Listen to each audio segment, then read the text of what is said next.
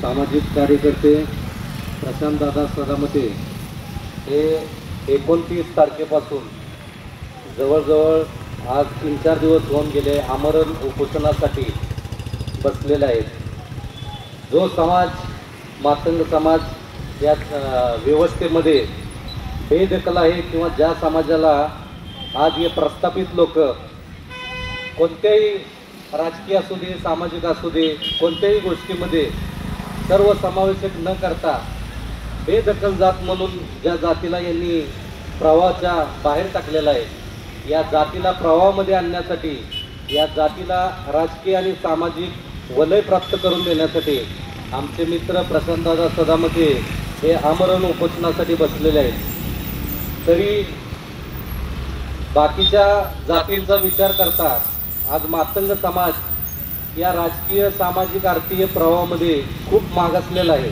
आणि यासाठी कोणीतरी आवाज उठवणं ही आजची गरज आहे।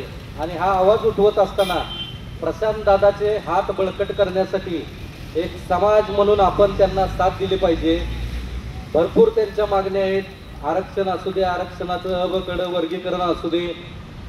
आता इतके वर्ष झालं मी लहान असल्यापासून ऐकतोय या तासगावमध्ये मेन चौकामध्ये अण्णाभाऊ साठेंचा पुतळा मागणी करून करून ज्यांनी मागणी केलेली आहे प्रथम तुकाराम दादा सदाकडे, आज ती लोक मागणी करून सुद्धा गेले 30-35 वर्ष झालं या मागणीला कुठेही प्रशासनात किंवा राजकीय लोकांनी त्या मागणीला प्रतिसाद न देता फक्त समाजाची फसवणूक करण्याचा प्रयत्न या ठिकाणी केलेला आहे।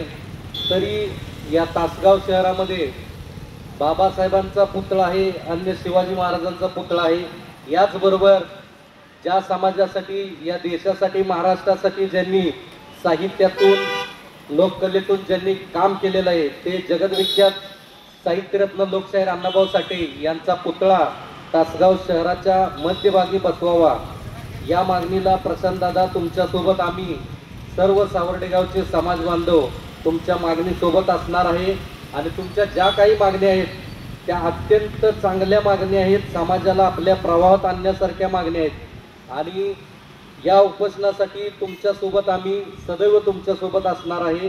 तुमचे हात बळकट करण्यासाठी आमचा पाठिंबा हा नेहमी असणार आहे। एवढेच बोलतो आणि थांबतो। जय हिंद, जय महाराष्ट्र।